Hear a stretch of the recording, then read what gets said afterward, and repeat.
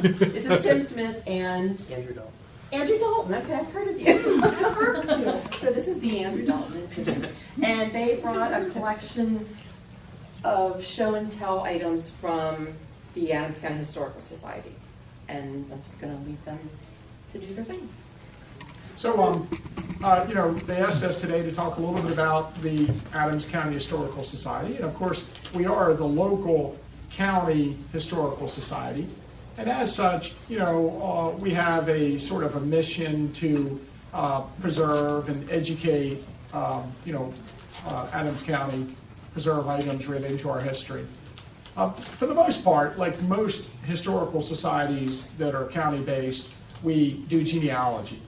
So for the most part, people come into our society and research in our room and see what they can learn about the local families, that their local family that, first settled the area. Just a little bit of background on our society. Basically, as it exists now, our society started in 1940. And originally we were in the basement of the courthouse. And as time went by and the courthouse got tired of the whole basement being filled up with local history and accessions, things that people donated to us, they decided we needed a new home. And in 1962, we moved into the Lutheran Theological Seminary, the old dorm, the huge red brick edifice west of the town of Gettysburg. And we were there for many years. And of course, that building was really in need of repair, and there was a massive project undertaken to renovate the building and open it into a museum of its own. And when that was done, we moved to a new facility. And really, the facility we moved into that we are currently in at 368 Springs Avenue on the seminary campus is a temporary location. Now, we knew that it would be a temporary location for a few years. And at the moment, the Historical Society is in the process of finding a new location to move into or build a new facility where we can once again have a museum to highlight all the items in our collection. Currently, we are basically a temporary facility that is open for the public to do research. Now, besides the fact that we have a lot of the county records, we kind of serve as a county archives and do genealogy for people. We have all the tax records, the estate papers, the original deed records. We also have an abundance of information pertaining to the Battle of Gettysburg, just because the battle was fought here. And over the years, although we've collected stuff on the battle itself, primarily we've tried to collect stuff relating to the battle as seen by the local residents. So we have more of a collection of material pertaining to the citizens that lived here at the time of the battle. And I've tried to pull together resources for people when they do research. So if somebody is writing a book on the Battle of Gettysburg and they would like to add something in the book about the farm the battle was fought on or a family that interacted with the soldiers, we have tried to make it where they have to come to the society to do research or their book will be scorned by the general public. And we put a certain place on our shelf. They didn't use our facility. And then, of course, we do collect a lot of current books and older books on the Battle of Gettysburg. We have a really nice library. So what we like to do, though, is we often do a program on highlighting the collections of the society. And so we're going to do a little show and tell. This is Andrew Dalton, and we are 2 of the 5 employees at the Adams County Historical Society. And one of them, she only works a half a day a week, so I don't know if we should call her employee anyway. 4.5 employees. So the first thing, I want to pass things around today because one of the things we do when we have school groups or other groups that come in, like we have a Civil War photography group coming in a couple weeks, is we pass things around and let people actually interact with the documents. Some of them are original and some of them are things that we generate. But like Tim mentioned, we have made a really concerted effort to put together a collection of accounts written by locals during the Battle of Gettysburg, telling their experiences. And we actually have boxes and boxes filled with these accounts, and many of them are only available at the Society because they were written and given to us through a letter, or they were in the newspaper and we have the clipping. So what we have tried to do in recent years is actually publish some of these small booklets with reminiscences by local citizens. So that's one thing. And I think another thing that we do at the Society that's very important is we help people research their property. We have people who come in and they would like to know more about their historic house or farm, when their barn was built, and we do a lot of stuff like that just to help people prepare a more detailed account of where they live in the county, or just a building that they're interested in. So we want to show some very unique original records. This is actually, Tim can tell you more about this, but this is the original land draft for what became the town of Gettysburg. So I'm going to pass that around and Tim can explain a little bit more about it. So the area that we live in was first settled in the 1730s and 40s by Scotch, Irish, and German immigrants. And the earliest known settler of the area we call Gettysburg is Samuel Geddes.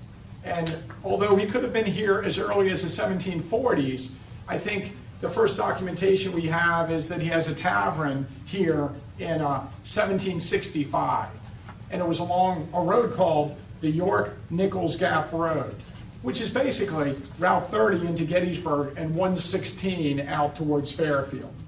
And in 1769, they established the Baltimore-Shippensburg Road, and an intersection was formed near Samuel Geddes' tavern.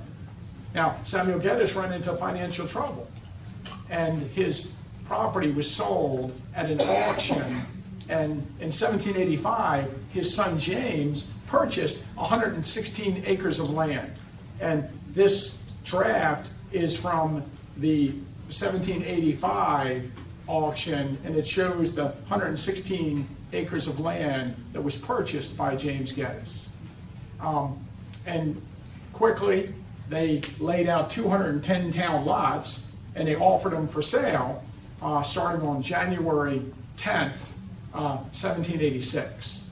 So that's really the birth date of our town. Sometimes towns and villages, it's hard to decide when a town is established. It's not its own separate political entity or, where they have their own individual tax until 1806 when it's incorporated as a borough. But our birthday is really January 10th, 1786. And so that's a document showing you the layout of the property that would become Gettysburg. Of course, it was added on to, and town and roads expanded. By the time of the battle, we have 10 roads that intersected to town. And a lot of people don't know this too, but beginning in 1800, the courthouse in Gettysburg was actually in the center of the town square. And Thaddeus Stevens, who was a prominent attorney early in his career, was actually practicing law right in the center of the square of Gettysburg. And we're fortunate to have court records back to 1800 at the Adams County Historical Society, so we can look at all of these cases, what was happening. One of the things is in the 1800s, early 1800s, actually until the 1850s, there were slaves in Adams County, and a lot of people don't talk about that. But here we have a document from the courthouse in Gettysburg where a man named Patrick McSherry was actually selling a, quote, certain Negro wench named Nance. So we have documents like this that are really telling at the Society. And we like to talk about the African American experience here in Gettysburg for school groups. So this is one really interesting primary source document that we have. And of interest is the fact that, of course, there was slavery in Pennsylvania, like all the colonies, and in 1780, I guess it was 1780, right? The state of Pennsylvania established an act for the eventual abolition of slavery, which was an act that actually freed no one. If you were a slave, you remained a slave. And if a child was born to a slave, that child remained a slave until they were 27 years of age.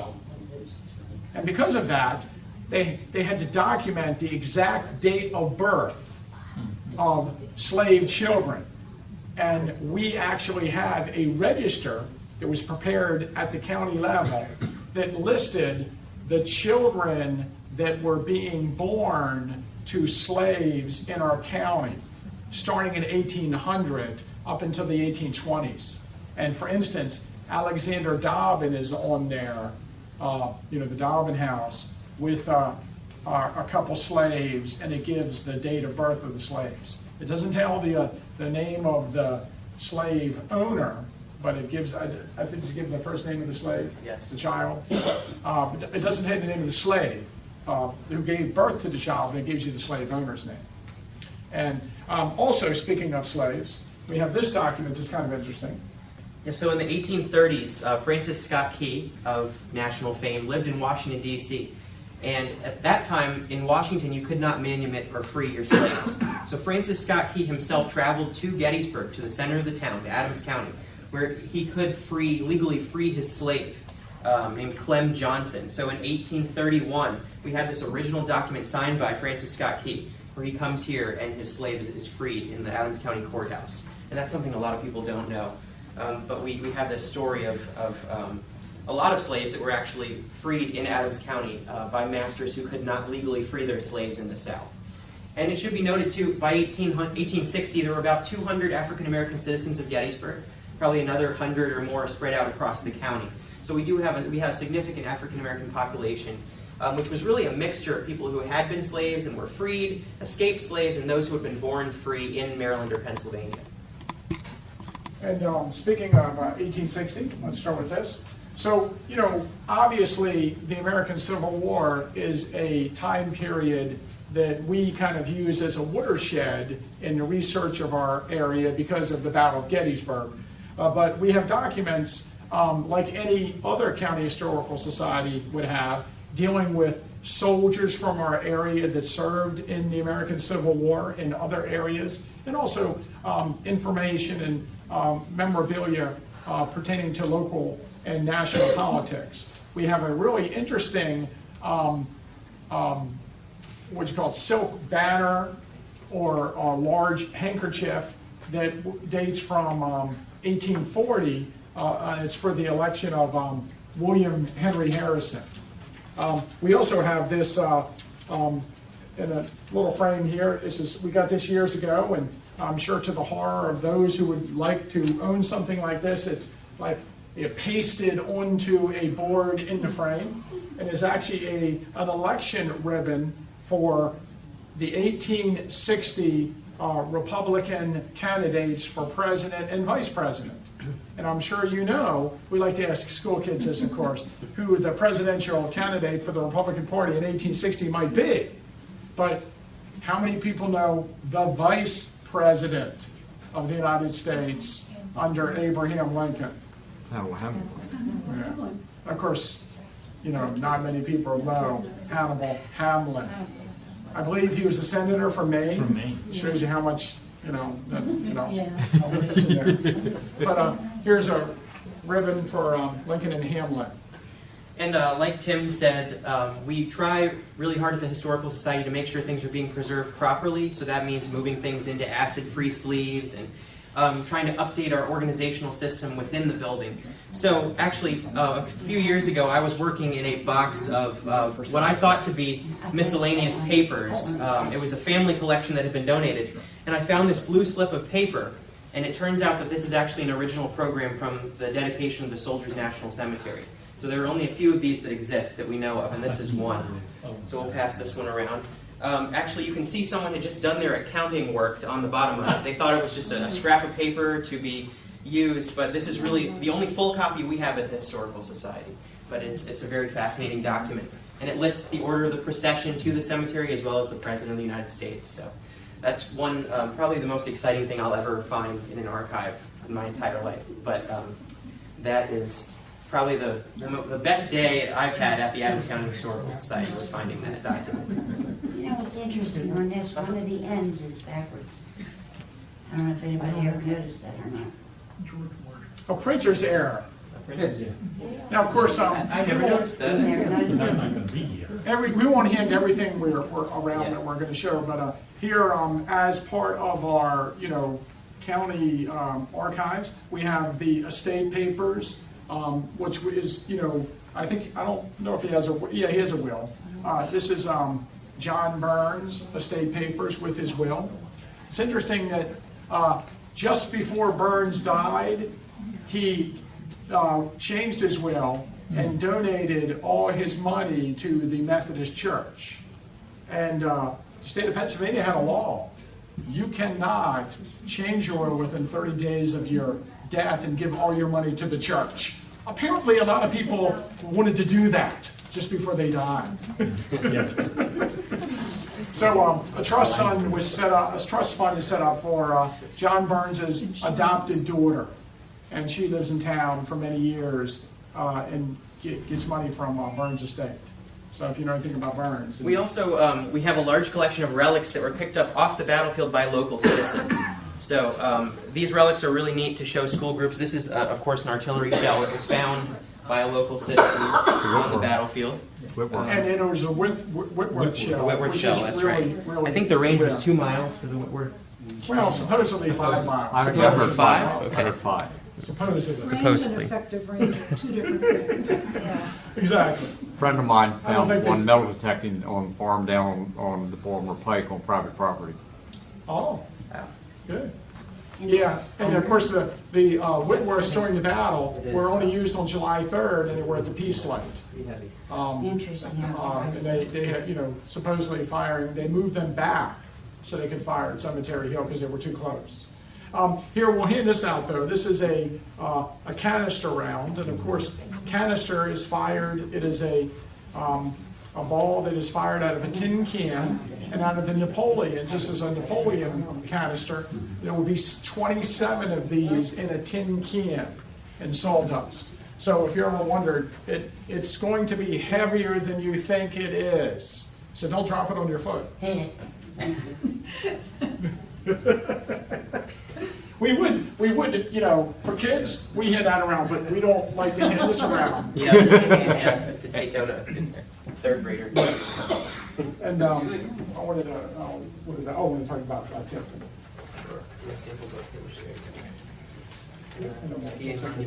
Okay. So,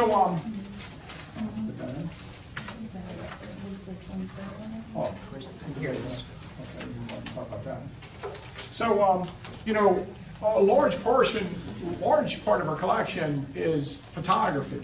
And we have a pretty nice collection of photography, of battlefield scenes and photographs that were taken right after the Battle of Gettysburg. I think there were only 4 documented photographs recorded outdoors in Adams County prior to the Battle of Gettysburg. And of course, afterwards, cameramen flocked to the town. And we have a view by, that's a copy view by Frederick Gutekunst of Philadelphia, and here's one of the Tyson brothers' views from August of 1863.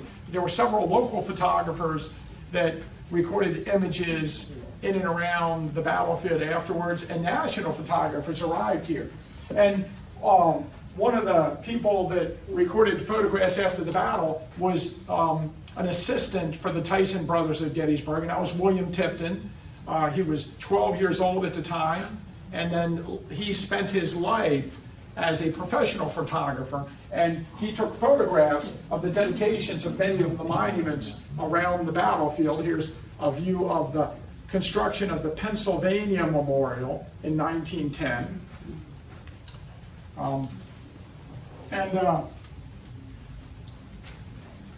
We have his granddaughter was an active volunteer and member of the Adams County Historical Society, Ellen Tipton Beeler, and she donated many of his negatives and prints to our society.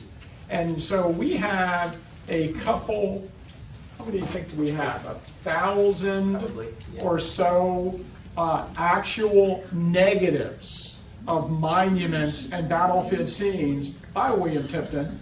And then we also have his sample books. So this is a page from one of his sample books. And these would be when you walked into the store there on the counter, and you could flip through them. And this is stereo halves. So you could pick out which view you wanted in a stereo card, and then he would either go to a place where he had them by negative number, or if he needed one made, he could go back and get the original negative and make it. And in the then process put it in the of viewer. organizing our negatives too, we discovered that we had an original 1863 negative from the Tyson brothers. It was taken of Mary Tapé, who was known as French Mary, who traveled with the Union Army in uniform. So we actually have one glass plate negative, at least one, in our collection that was taken right here in Gettysburg just after the battle. And again, it's important to note too that we still make discoveries because our collection is actually close to 2 million objects and artifacts. So it's a massive collection, and we are still in the process of uncovering things, which is really exciting. And when we say that, it's not like that we don't know we have these things. They were donated to us.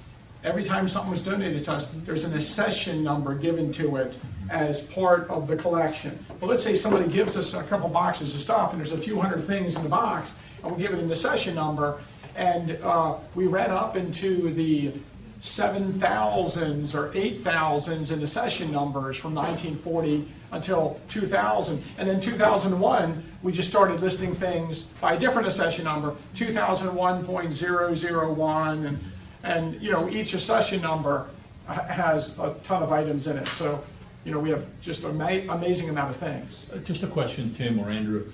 When did Gutekunst come to the battlefield? He comes after Gardner. We don't know. I think with him, we don't know the exact dates. But it was 63, wasn't it? Yeah, it's 1863, and it's about at the end of when Alexander Gardner arrives on the battlefield. There's some images of the gatehouse, for instance, where some of the windows seem to be the same, so they could have been there near the same time. Okay. So Alexander Gardner covered the battlefield, then Frederick Gutekunst, Matthew Brady, and then probably the Tyson brothers of Gettysburg, but they were all really close. And there was another photographer from New Oxford, Charles Himes, that all recorded images on the battlefield in 1863. And so at the Historical Society, not only do we have some of their images, but then, of course, if they were local, like the Tyson brothers or the guy from New Oxford, Charles Himes, we also hold information about that family and where he lived and stuff about him. Charles Himes has a large collection at Dickinson College. He was a professor at Dickinson, and that's where I saw some of his early New Oxford work that was really nice. And his is one of the first outdoor photographs That's that right. you mentioned. Well, I mentioned of that Adams there's a County. square, he shot a view of the square of New Oxford in 1862. Yeah. So that's one of the, and then, maybe I counted wrong, maybe there's 5 if I count that one. Yes. Wow. Because there's one of Gettysburg College from 1862. There's 2 of them of the Globe Inn. Maybe I'm wrong now. 4, maybe 6. There's 2 of them at the Globe Inn on York Street. There's one at the courthouse. Yeah. I'm sure there's another Two one of the that's leading courthouse, me. different angles. The different angles. Here's this is a scrapbook kept by a little girl, and let me read a couple of the signature clippings in her scrapbook. A.G. Curtin, 19th of November, 1863. Ward Lamon, or how do you say that? Layman. U.S. Marshal, D.C., he says. And where's my favorite in here? Abner Doubleday, Major General. Yeah. So we have a scrapbook, we can't hand that out, from a little girl at Lincoln's Gettysburg Address. I think that's kind of interesting. What's her name? What was the name of it? Do you remember? I can't remember. I do not remember. And we have, on the items here, we have the accession number.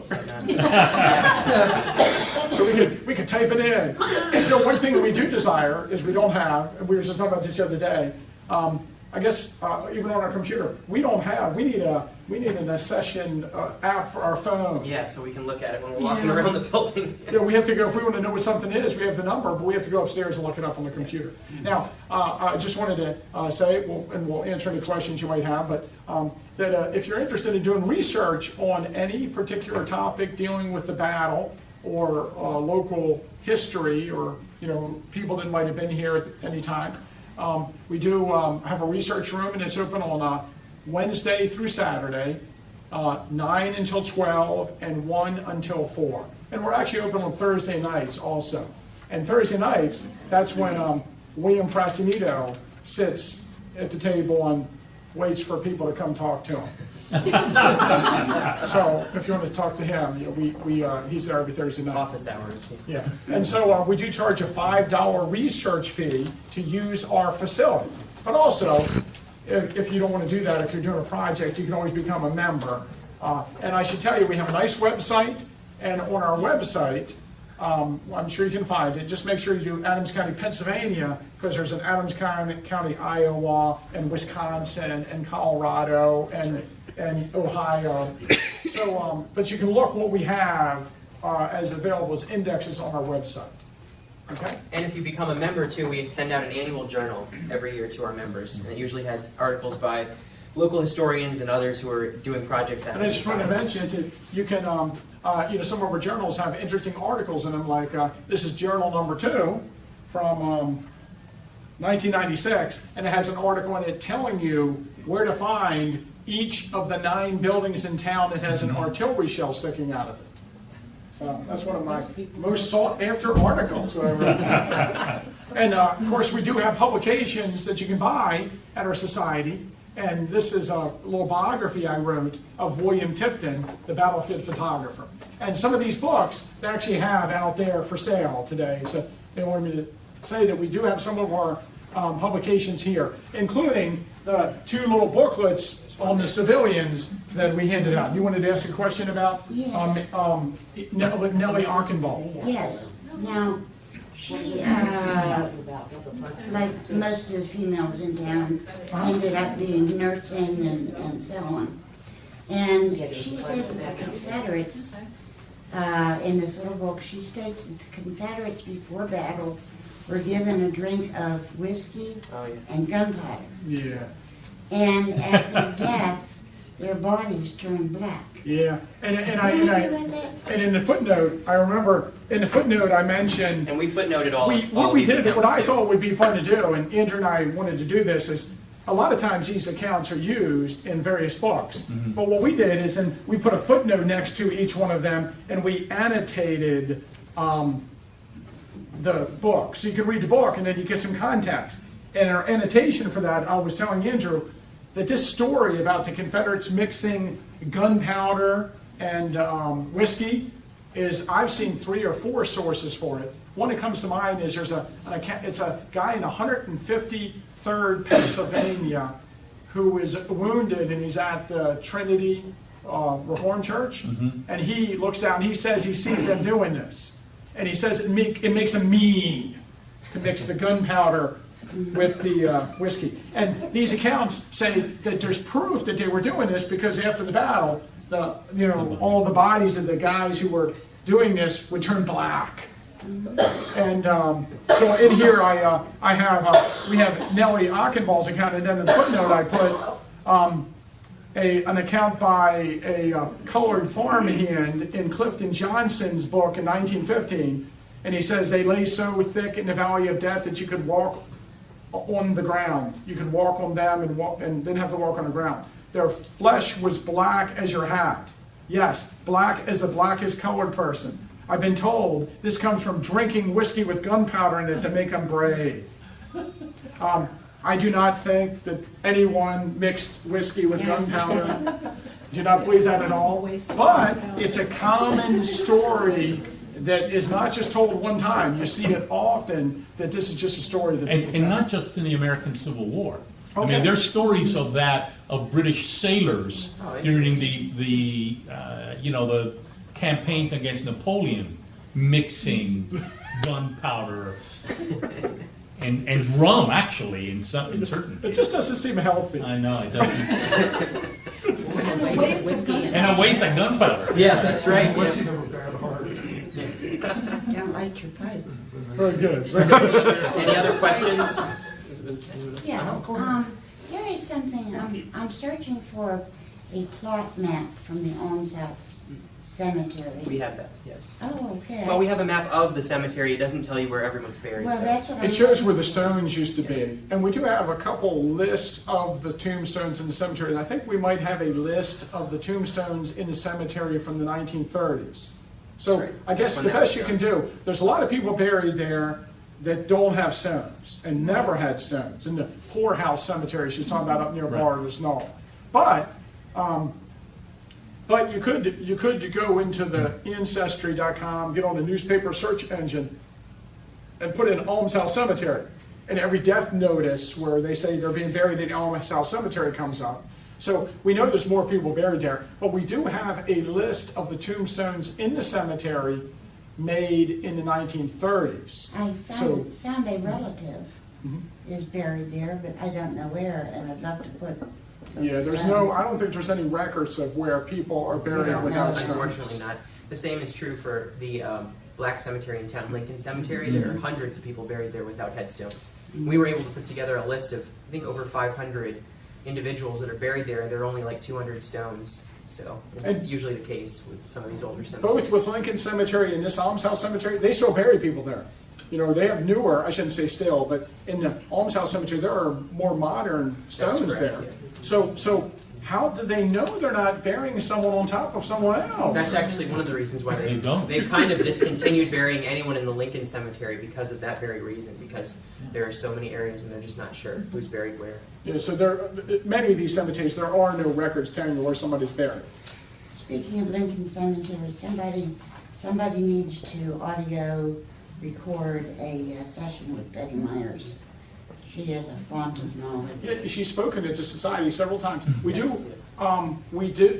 have a large collection of cassette tapes. And I guess we should, in there, I need to, whenever I talk to a group of people, we need volunteers, at the society.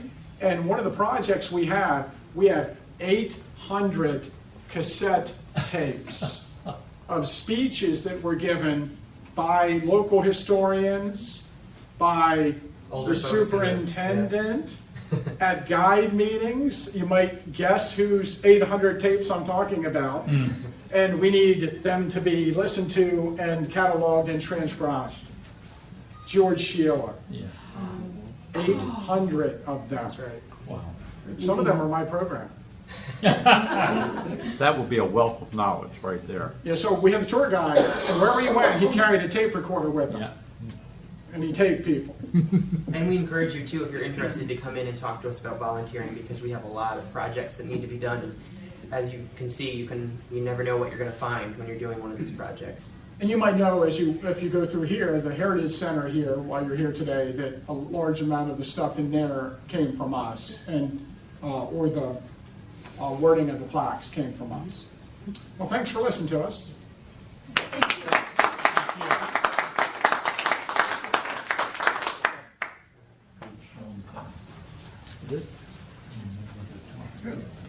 We were in a timely fashion. There you go. We'll be out at the table out there.